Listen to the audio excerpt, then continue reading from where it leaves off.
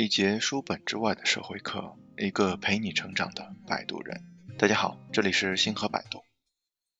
年轻气盛时，我们总希望这一生过得轰轰烈烈，有钱有权有事业。可是后来才发现，生活中除了一地鸡毛之外，根本没有什么诗和远方。于是我们都在感慨，为什么我们懂得那么多道理，却依然过不好这一生？为什么别人家的孩子总是可以顺风顺水，走上人生巅峰，而我们却一路坎坷，受困于柴米油盐、鸡毛蒜皮？其实很多时候，毁掉这一切的根本就是我们自己。余秋雨说过，人生的道路靠自己一步步走去，真正能保护你的是你自己的人格选择和文化选择。那么反过来，真正能伤害你的也是一样自己的选择。每个人都为自己的人生负责。如果你的生活现在一团糟，不妨问问自己，是不是做了这8件事而糟蹋了自己。1. 伤害自己的身体。人人都知道健康最重要，但奇怪的是，人人都不重视身体健康。我们都知道熬夜不好，但我们一次又一次的熬夜；我们都知道喝酒伤肝，但我们一次又一次的喝醉。我们总是觉得自己年轻，这点伤害不算什么，殊不知你对身体的每一点伤害，最终都反噬到自己身上。要知道，人世间有许多事情都难以挽回，生命更是不能。春雨医生创始人张瑞2016年因心梗猝死，去世时年仅44岁。网易 CEO 森德利2005年英年早逝，去世时只有38岁。有太多的人因为身体的透支而早早离世，对家庭和社会无疑都是沉重的消息。因此，所有的这一切都必须建立在有一个健康的身体上。曾看到这样一句话：世界是你的，也是我的，但终归结底是属于那些身体好的。人生不是一场比拼速度的短跑，而是考验耐力的马拉松。不看谁走得最快，笑到最后才是赢家。千万别等躺在病床上不能跑不能跳的时候才悔不当初。2. 习惯性拖延。有句话说，拖延等于死亡，这并不是危言耸听。拖延症会极大地降低人做事的效率，消耗人的热情，使生活一直处于失控的状态中，最后过得一团糟。明明知道该锻炼身体，却从不行动，任由身体变胖3指升高。明明知道熬夜伤身，却每晚抱着手机刷到深夜，第二天萎靡不振。明明知道该积极上进，却依然每天重复着过往的生活，任由自己把一生活成了一天。多少勇士没倒在艰巨的任务前，却败在了拖延这件事情上。记得曾经有这样一则寓言故事：一只青蛙在路边晒太阳，田里的青蛙对他说：“快到田里来吧，路上车来车往多危险啊！”路边的青蛙晒得正舒服，便说：“急什么？过一会儿回去也不迟。”到了晚上，这只青蛙还没有回来，田里的青蛙跑到路边一看，才发现它不知什么时候被车压死了。总以为拖一小会儿没有什么大不了，却不知道生命就是这样被一点点消耗光的。正如鲁迅先生说过的一句话：浪费自己的时间就是慢性自杀，唯有抓住时间的人才能看到明天的希望。3. 过于自我否定。人人都渴望成功，但遗憾的是，大多数人在还没有开始努力的时候，就选择了质疑自己，否定自己。富兰克林说过，一个人失败的最大原因是对自己的能力缺乏充分的信心，甚至以为自己必将失败无疑。过于自我批评只会逐渐迷失自己，长期陷入自我怀疑的情绪中无法自拔。适度的自信可以使人保持清醒，不被骄傲蒙蔽双眼，但过度的自我批评则会走向另一个极端，容易变得自卑敏感，这样的人生注定不会成功。4. 喜欢和别人比较。要知道，疲惫的人生累在心，一半原因是生存，一半来自于攀比。就像刚刚过去的情人节，有些人甜甜蜜蜜，有些人却因此而分了手。一对情侣选择出去吃一顿大餐，来纪念这个甜蜜的日子。本来一天什么都开心，结果晚上回到家，女孩刷朋友圈才发现身边的朋友都比自己过得好，什么999朵红玫瑰、名牌包包、浪漫烛光晚餐等等。越往下刷，就越觉得委屈和愤怒，一直抱怨男朋友不够浪漫，不够爱自己。最后2人大吵了一架，以分手结束。柴静说过，生命不是用来比较，而是用来完成的。人之所以痛苦、愤怒、烦恼、忧愁，都是源自于无止的欲念、无尽的攀比、无休的斗争。要知道山外有山，如果事事都攀比，那必将事事不如意。一味的比较，即使当下你赢了别人，必有别人能赢你，只有赢了自己，才是最终的胜利。5. 缺乏目标。没有目标的人生究竟有多可怕？网上有这样一段话：有目标的人在奔跑，没目标的人在流浪，因为不知道要去哪里；有目标的人在感恩，没目标的人在抱怨，因为觉得全世界都欠他的；有目标的人睡不着，没目标的人睡不醒，因为不知道起来去干嘛。深以为然。目标就像是人生的指示灯，如果一个人没有明确的目标，那他的人生就像失去了方向的轮船，只能漫无目的的在海上漂泊。哈佛商学院曾经做过一次调查，调查对象是一群智力、学历、环境等条件差不多的年轻人。这些人中有 27% 的人没有目标， 60% 的人目标模糊， 10% 的人有清晰但比较短期的目标， 3% 的人有清晰且长远的目标。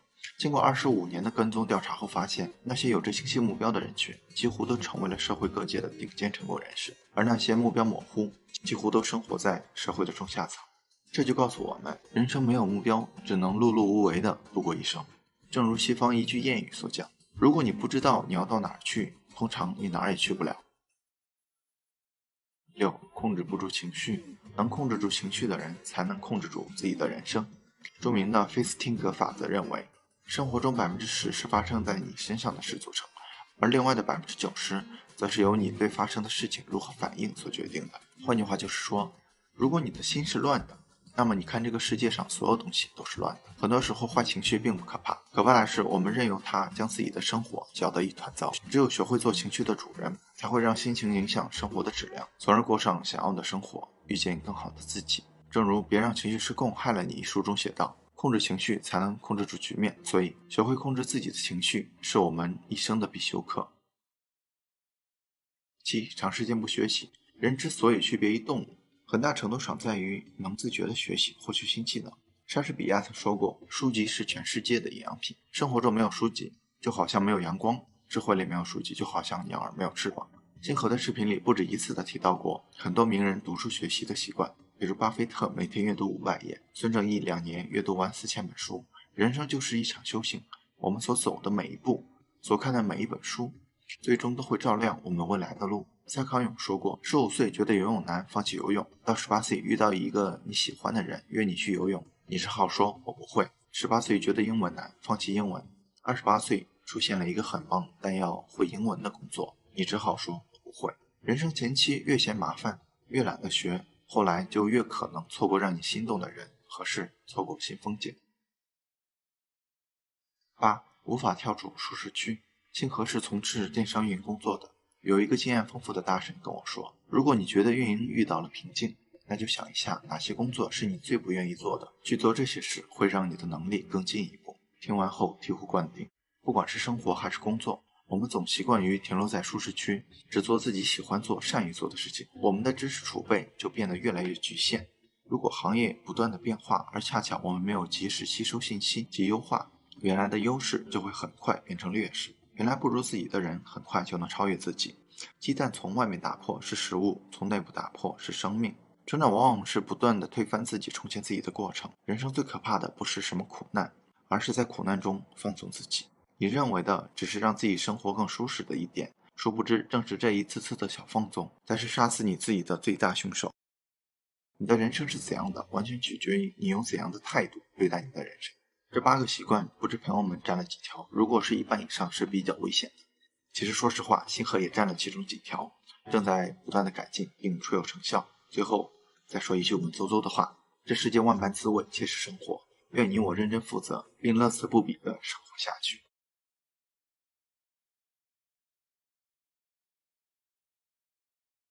过年了，先给各位小伙伴拜个年。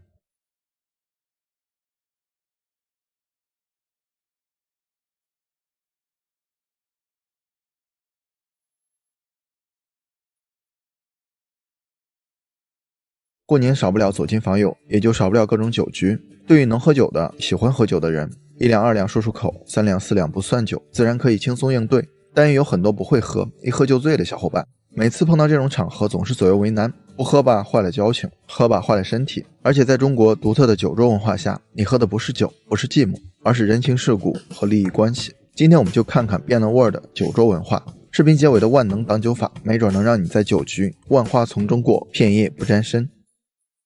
酒桌文化是怎么来的呢？在中国，酒的历史几乎与人的历史一样久远，它的出现比汉字还早，很多典籍中都有关于酒和饮酒文化的记载。酒文化深入中国人的血脉深处，诗经中有20多处提到酒，酒被赋予了礼仪、社交、休闲等含义，体现了特定的宗法秩序以及人伦关系。在古代早期，酒文化跟饮食文化是没有关系的，而是政治文化的一部分。权力者为了诠释自己统治的合法性，故弄玄虚，经常搞一些大排场的祭祀庆典。酒作为其中最重要的道具之一，是给祖先和神仙享用的，是真正的神仙水。周公颁布的酒告明确指出，造酒的目的是祭祀天地神灵和列祖列宗，谁敢酒会宴饮是要掉脑袋的。经过漫长的发展过程，酒从最初的权力地位的象征到普通大众的消费品，酒与其所承载的酒文化也渗透到人们生活的方方面面，包括饮食、医疗、人文艺术等等。我们都说家是国的迷你版，大小不同，内核相同。国讲究秩序与原则，反映在家庭里就是伦理与礼仪。宫廷贵族的那一套渗透到普通百姓的饭桌上，就演变成了与饮食相关的酒桌文化。所以酒还真是不能乱喝的，它折射出的规则与礼仪，在古代是都要遵守而又心照不宣的。还有些文人雅士不拘泥于世俗的酒文化，而是赋予酒浪漫雅趣，以文会友，以酒助兴，吟诗作对。很多广为流传的诗句就是这么喝出来的。人生得意须尽欢，莫使金樽空对月。你要不能吟上两句，这酒就俗了。所以酒桌文化，一是社交礼仪，二是幽情雅趣。我们现在看到的劝酒逼酒、拼酒量开黄腔，跟酒桌文化大相径庭，甚至配不上文化二字。我觉得只不过是酒桌上的闹剧罢了。现在酒桌上常见的几种表现，我们一一道来。一、劝酒。每场酒局总有人喜欢穷追不舍，劝别人喝酒的，仗着自己酒量好，把别人灌醉，看别人出丑。酿不如人怎么办呢？会挡酒的自然可以你来我往应付几个回合，但很多小伙伴不会挡酒，总不能掀桌子吧，所以每次都很狼狈。而劝酒行为往往掺杂着复杂的利益关系，劝酒者与被劝酒者有可能是职场的上下级关系，有可能是商场的合作关系，唯独不可能是真正的朋友关系。真正的朋友不是那个逼你喝酒的人，而是替你挡酒的人。二、拼酒。东风吹战鼓擂，今天喝酒谁怕谁？能喝啤酒喝白酒这样的朋友才能有。拼酒量也很常见，两个能喝的杠上了，不喝倒一个誓不罢休。劝酒终归至少有一方是获利的，但拼酒完全是两个不怎么聪明的人，损人不利己的双输困局。输的人伤了身体和面子，赢的人也得不到赞扬，只会被别人看热闹，不管输赢都得不到任何实质意义的好处。三、敬酒。这种现象出现在官场上，就显得势力味极重。如果你不了解你的领导，贸然敬酒，恰好他不喜欢喝酒，那是不是就撞枪口上了？角色互换一下，如果你是领导，一个员工频繁给你敬酒，你觉得这个人的动机还单纯吗？聪明的人会察言观色，根据领导的情况找准时机替领导挡酒。当然，如果你不屑于这些，还是安分吃饭，不做出头鸟。四、浪费。很多人办酒局讲究排场面子，酒必须是茅台5粮液起步，菜摆的跟贯口报菜名一样。可能很多情况下，这种排场是必须的，毕竟一场5000块的酒局，有机会撬动一笔5000万的生意，没经历过，所以咱也不懂，咱也不敢问，只觉得是对社会资源的一种浪费。那么年轻人能否终结酒桌文化呢？前段时间某银行新职员因为拒喝领导敬酒而被掌掴的事件引起热议，结果令人拍手称快，涉事领导被警告处分和罚款。银行协会也发文表态，对此类行为要出重拳，下狠手，零容忍。这不是极端个例，而是反映了现在的年轻人已经忍酒桌文化很久了。中国青年报社会调查中心曾对109441名青年人进行的一项调查显示， 35.7% 的受访者每月要参加3个及以上的酒局， 84% 的人直言反感当下酒局文化。知乎上的帖子更是直接抨击酒桌文化，腐朽至极，恶心，排斥，有辱文化二字。我觉得年轻人讨厌的其实不是酒，而是在酒桌文化下暴露出来的不平等压制和服从性测试。可以想一下，在这种场合，每个人都正襟危坐，唯恐出错，没什么敢说的，这饭能吃舒服吗？但如果是几个朋友一起喝酒，状态就截然相反了。吃饭的时候怎么放松怎么来，没什么不敢说的，饭菜自然香。随着90后、00后逐渐成为职场上的中坚力量，让人厌恶的酒桌文化或许可以得到改善。首先，年轻的领导自己已深受其害，一般不会将这种陋习传递下去。先和一些朋友作为中层领导，与下属吃饭的时候从来不劝酒。其次，作为基层岗位的年轻人，他们个性直爽率真，不再愿意让自己成为酒桌上被迫社交的工具人。我觉得这样是最好的状态，主观客观都扼杀了酒桌文化。或许不是所有年轻人都有选择拒绝的资格，但如果真的遇到这种情况，你会勇敢说不吗？话说回来，如果在酒局上遇到劝酒行为，而自己又不想喝不能喝的时候，我们该如何应对呢？下面几个方法可以让你在不得罪人的情况下成功脱身，可不是偷奸耍滑，只是为了让小伙伴们更好的保护自己，尤其是女孩子，仅供参考，全图一乐。挡酒第一招，骗。一、感冒，这一招要提前用，不能等给你倒酒的时候再临时加戏。事先准备头孢放在兜里，最好提前抠掉几粒。在有人提议喝酒的时候，掏出道具说自己感冒吃药没法喝，这个时候一般不会再劝你喝酒了。还有人穷追不舍的话，给他科普一下。2. 要孩子，结了婚的小伙伴可用。在备孕期间，作为准爸妈戒烟戒酒是一定的。如果你有抽烟的习惯，那么演戏演全套，提前丢掉，可以适当加戏，说自己已经戒烟戒酒1个多月了，为了孩子没办法，再大的烟瘾酒瘾也得忍啊。3. 胃病，如果发现感冒被抢先用了，而自己又没有结婚，hold住场面不要慌。胃病喝酒的话伤害极大，会引起胃溃疡甚至胃穿孔，所以这个推辞也不错。如果提前找个朋友帮你圆谎，效果会更好。吃饭的时候注意不要吃油腻辛辣的菜，不然会露馅。4. 生理期，这个当然只能女孩子用了。挡酒第2招演，如果没来得及使用第1招，已经开喝了，不急不躁不紧张，咱们还有第2招演。1. 频繁接电话，感觉气氛快要到了，大家快要举杯时，掏出手机面露愁容，走出房间接电话，时间和频次自己把控，也可以利用这段时间想一下别人待会儿问起的理由。2. 装醉，如果有人频繁劝酒，在真醉之前先假醉，端起酒杯，手要抖，脚步要慌，说话要不利索。起身上厕所的时候是最佳时机，一个踉跄后退几步，踢倒凳子效果更好。这时会有人搀扶，假装没事儿，摇摇晃晃地走向厕所。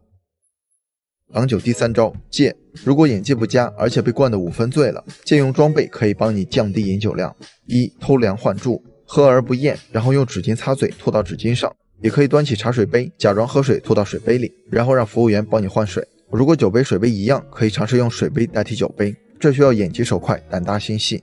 2. 辅助解酒，喝酒前可以先喝点酸奶、蜂蜜水、番茄汁，也可以吃点葡萄或香蕉，都有助于预防醉酒。喝酒的时候一定要多喝水，冲淡酒精。酒后也可以吃一些维生素 B 族，帮你快速解酒。挡酒第4招溜，感觉自己差不多气氛醉了，而大家仍然意犹未尽，不停地推杯换盏，为自己的身体着想，可以找借口提前开溜，比如公司有紧张的事回去处理之类的，切记不要大肆宣扬，悄悄跟东家打声招呼即可。这4招挡酒方法实实在在可以帮助我们在酒局中不饮酒或少饮酒，即便可能会被别人鄙视，但我觉得跟自己的健康比起来，别人的看法并不重要。当然，如果跟自己真正的朋友一起喝酒，喝的是感情，喝的是开心，可以先把上述4招忘掉，适当微醺也是不错的体验，但是不要太过贪杯。要知道，国内每年因喝酒猝死的人就超过10万。最后，希望小伙伴们可以转发给你身边不会喝酒、喝酒脸红的朋友，也希望小伙伴们可以推掉每一场没有意义的酒局。好了，今天的内容就到这里了，谢谢您耐心观看。如果您有任何建议和想法，欢迎在下方留言。如果您喜欢星河的内容，还望订阅星河百度频道，点赞和分享给更多的朋友。星河将不胜感激，继续分享更多有关成长的优质内容。一个人可以走多远，关键在于与谁同行。愿成长之路有你我相伴。这里是星河百度，我们下期不见不散。一节书本之外的社会课，一个陪你成长的摆渡人。大家好，这里是星河百度。日本著名心理学家叉摩武俊说过，竞争心与嫉妒心是互为表面的关系。要胜过比自己出色的人，不愿被同级的人胜过自己，以及不愿输给自己更低一格的人的竞争心，都与嫉妒心有着密切的关系。自己过得不好，也不希望别人过得好。反观我们的现实生活，这样的现象实在太常见了。讨厌的同事，能力明明一般却被升职加薪，自己觉得不公平，就在背地里说同事的坏话。跟闺蜜同时出席活动，明明都是第一次参加，闺蜜却比自己更招人喜欢，下次活动便不再邀请闺蜜。同处于而立之年，朋友早有了稳定的事业，而自己还在为每月的生活费而奔波，对此找到机会就对朋友明嘲暗讽。虽然事件的结果并不是被嫉妒者造成的，但嫉妒者在负面情绪的作用下，不自觉地迫使自己用一些极端的行为给其他人造成破坏性的影响。这种被负面情绪绑架自己和他人的现象被称为情绪勒索。今天我们来看看人们是如何被情绪勒索，给自己和他人造成破坏性行为的，并分享3种化解情绪勒索的方法，让大家认识到如何有效控制自己的情绪。不希望别人过得好，其实是情绪勒索的一种负面反应。情绪勒索这一概念是多伦多医院副教授朱迪斯·希格尔在《情绪勒索》一书中提出的。既然是情绪勒索，那必定有勒索者和被勒索者，其中勒索者就是我们的情绪，比如嫉妒、愤怒、烦躁、悲伤等等，而被勒索者就是我们自己或者他人。情绪勒索书中对情绪勒索做出的解释是，过激情绪会迫使人们做出回应，通过嘲讽、打击、施压、沉默等手段夺回控制权来平衡自己的内心。比如看到同龄人生活的比自己好，心生嫉妒，做出排斥对方，在背后诋毁对方的行为；看到别人过得好，比自己成功，无法缓解现状带来的压力，内心变得极度不安。这种消极的情绪未能得到及时排解，就会迫使人们对他人采取破坏性的行为干扰。这种破坏性的行为不是无缘无故产生的，而是在嫉妒、愤怒等消极的情绪勒索下形成的一种下意识的负面反应。那么情绪勒索产生的主要原因又是什么？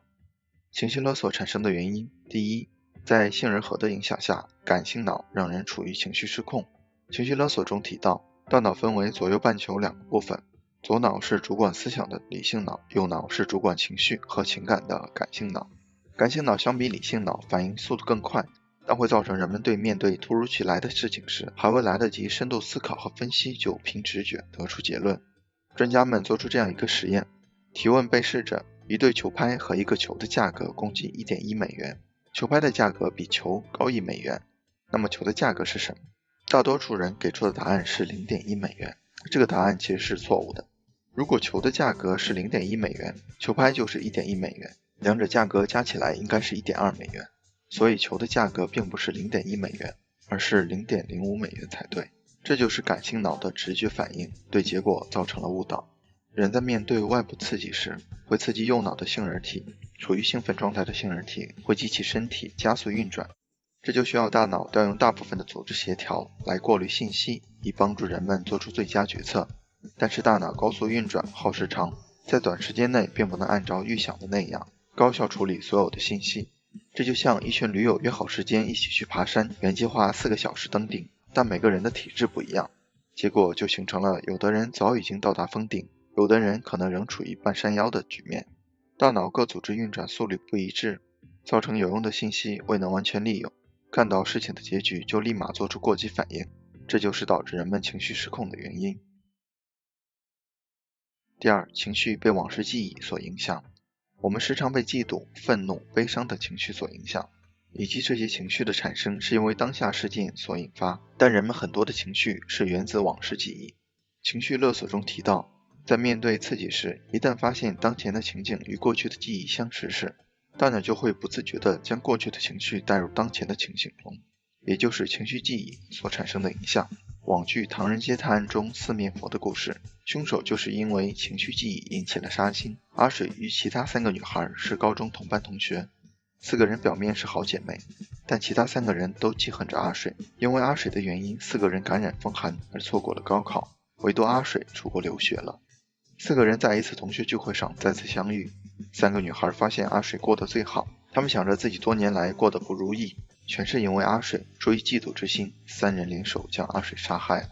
情绪勒索中提到，面对某个情境中，人一旦过激反应就会产生2种情绪，一种是积极的情绪，一种是负面的情绪。如果当时反应是开心快乐的，大脑就会将积极的情绪放入一个好抽屉进行存储，如果反应是不满的、愤怒的，大脑就会将负面的情绪放入坏抽屉里。当再次发生类似情境时，人们就会将抽屉中的情绪带入出来。就像前面提到的阿温3人，他们对当年因为阿水得病没考上大学而耿耿于怀。当3人看到阿水过得比自己好时，又产生了当初对阿水的嫉妒和不满的情绪。在情绪的影响下，3人最终丧失理智。情绪在人们不知道的情况下被当成了记忆存储起来。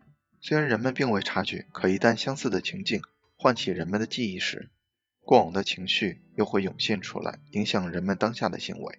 这就是人们被情绪勒索的第2个原因。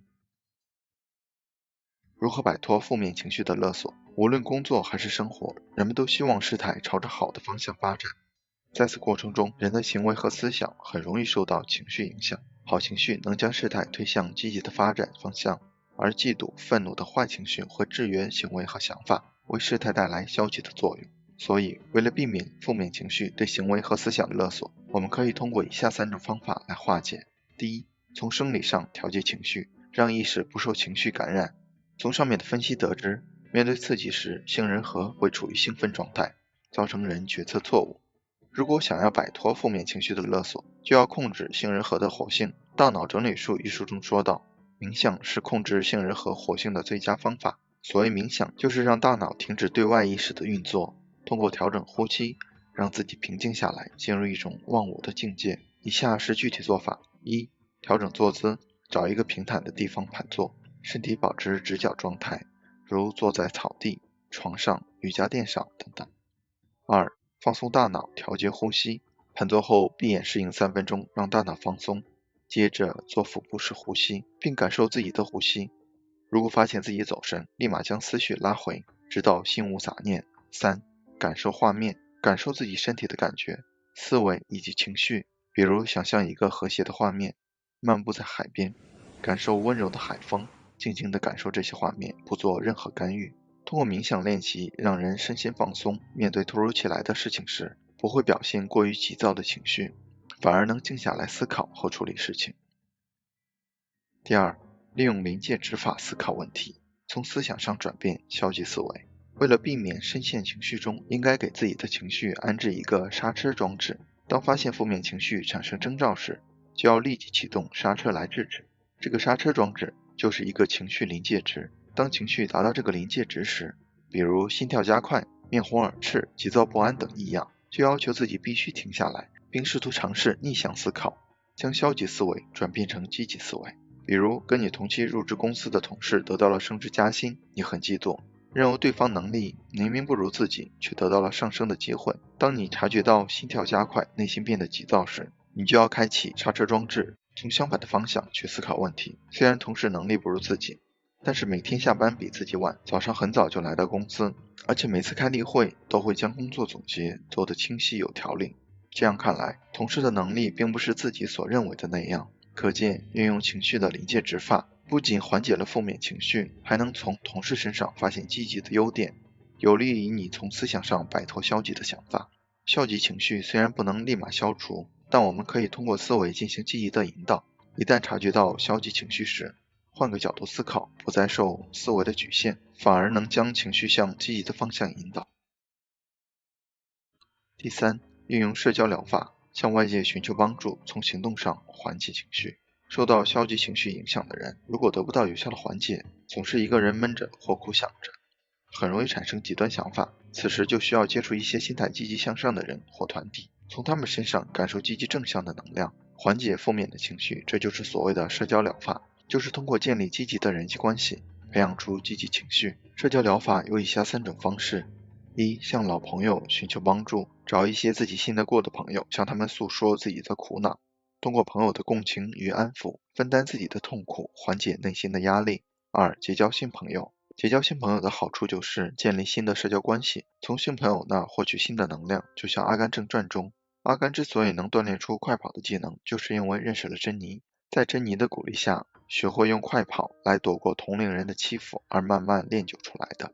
三、参加团体或社会活动。如果觉得1对1结识新朋友有点难为情，可以参加集体活动去结交新朋友，比如社区活动、做义工、参观博物馆、报一门体育技能锻炼等等。目的就是从孤独的生活中解脱出来，融入到集体生活中，利用群体的积极影响来消除无法排除的负面情绪。这里你也可以将负面情绪留言给星河，我相信星河和其他朋友一定会帮助你走出负面情绪。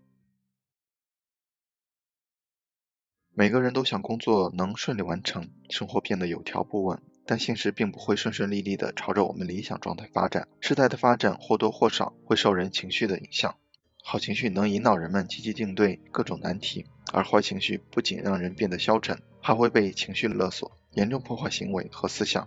为了避免因情绪勒索而影响生活和工作，我们可以通过以下3个方法来化解。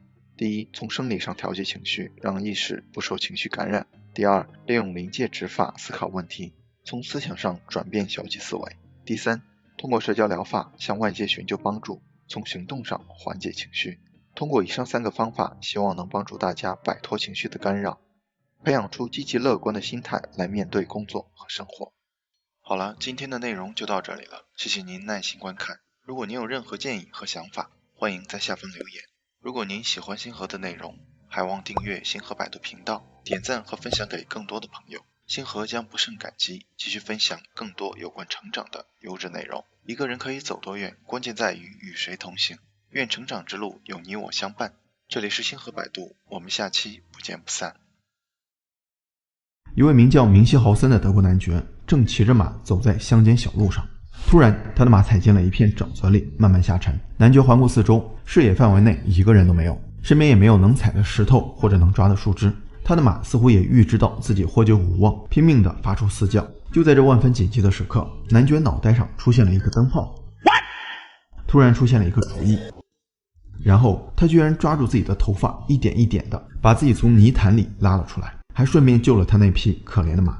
当然，大家不要在家里揪自己的头发，否则谁也压不住牛顿的棺材板。而男爵之所以能自己提自己，可能是因为那个年代牛顿还没有出生。不过这个看起来有点荒诞的传说引发了哲学家们的兴趣，他们从中提炼了明希豪森三重困境，用来描述一种复杂的社会现象，分别是无限倒退、循环论证和独断论。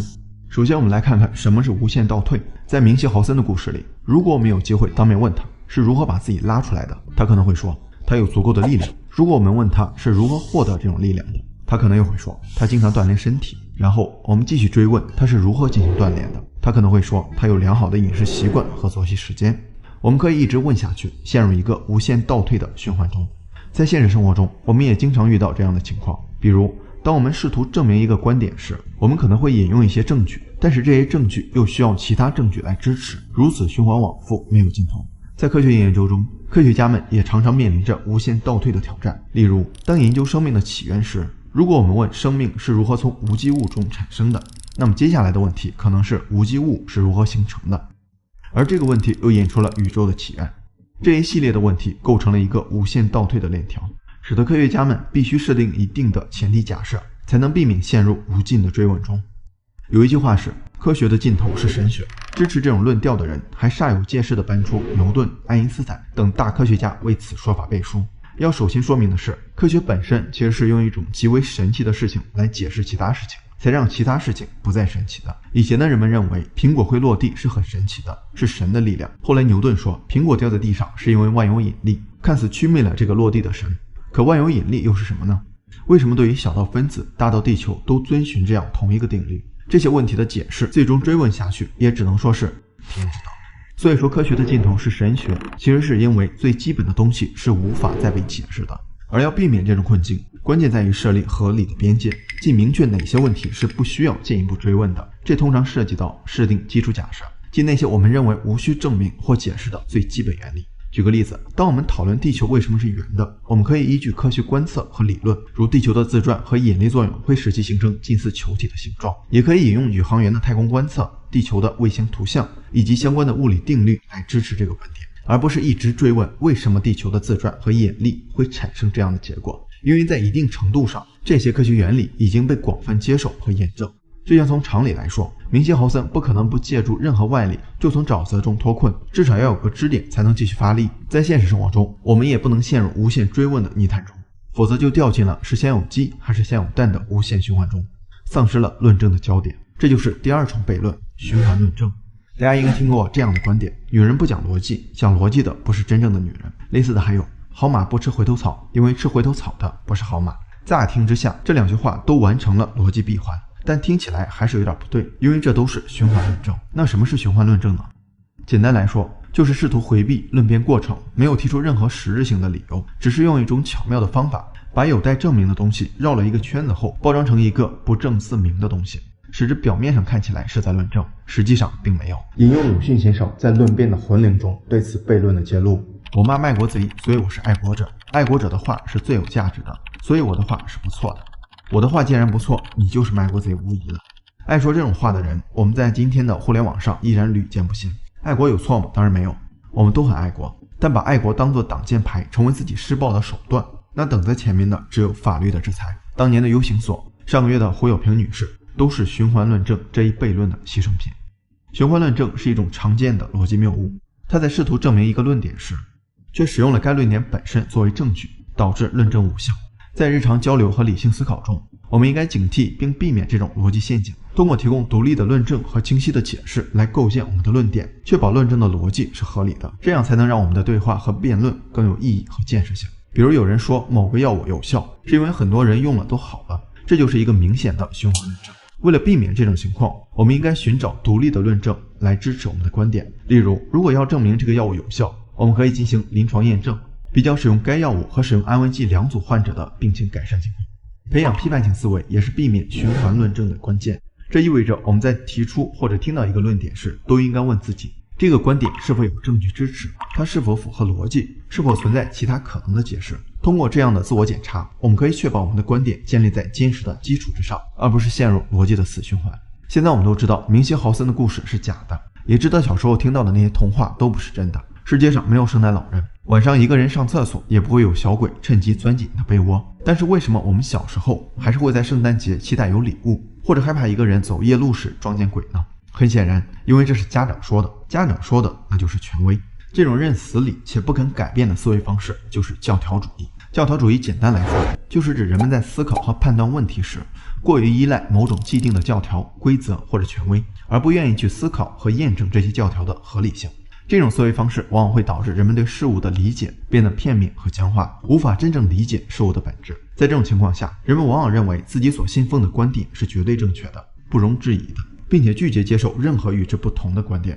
比如说，在一些传统观念中，人们可能会认为男孩就应该坚强勇敢，不能哭哭啼啼，女孩就应该温柔贤惠，擅长做家务。这种观念就是一种教条主义的体现，它忽略了每个人的个性和特点，将人们强行归入某个固定的模式中。实际上，男孩也有脆弱的时候，女孩也可以有坚强的一面。如果我们一味地遵循这种教条，就会限制人们的发展和自由。在生活中，教条主义的例子比比皆是。比如，有些家长认为孩子必须按照他们的意愿选择专业和职业，因为他们认为自己的经验和判断是绝对正确的。他们可能会说，我走过的桥比你走过的路还多。或者我们在上学时总是听到父母还有老师不断劝导你，只有上了好大学，将来才有好工作。这句话在你心里扎下了根儿，变成了一个不容置疑的真理。长辈的话固然有一定的参考价值，但是将其当作真理全部照抄，那只会让我们失去独立思考的能力，无法做出正确的判断和决策。如果我们总是依赖教条来解决问题，那么我们就会变得越来越懒惰，甚至有些愚蠢，只会拿着既有的方法来解决问题。教条主义的危害显而易见，首先它会导致人们的思维僵化，无法接受新的观点和思想，这样一来，人们就无法适应不断变化的社会环境，也无法解决新出现的问题。其次，当不同的教条主义者相遇时，他们往往会因为观点的不同而发生争吵甚至冲突。在科学领域，教条主义的危害尤为明显。科学的精髓在于不断质疑和验证，但当科学家过于执着于某个领域或模型，而忽视了新的数据和不同的解释时，科学进步的步伐就会被阻碍。例如19世纪初，许多科学家坚信燃素理论，认为燃烧过程中会释放一种燃素的物质，这个理论在当时被广泛接受。直到达瓦西通过实验发现燃烧实际上是氧气参与的化学反应，才彻底推翻了燃素理论。这个转折也展示了科学如何通过挑战教条推动了知识的进步。那么我们应该如何避免教条主义呢？首先，我们要培养独立思考的能力。在面对各种观点和信息时，我们可以问问自己，这个观点是否有证据支持，它是否符合逻辑，是否存在其他可能的解释。其次，可以保持开放的心态，我们应该尊重不同的观点和文化，愿意倾听别人的意见和建议。即使我们不同意别人的观点，我们也应该以理性的方式讨论和交流，而不是强行将自己的观点强加给别人。最后，借用理论物理学家理查德·费曼的一句话，我可以与怀疑、不确定和不知道共存。我认为不知道比拥有可能是错误的答案更有趣。如果我们允许我们进步的时候保持不确定，我们将为其他可能性留下空间。我们不会因为一天的事实、知识和绝对的真理而变得过分热情，但会永远保持不确定性。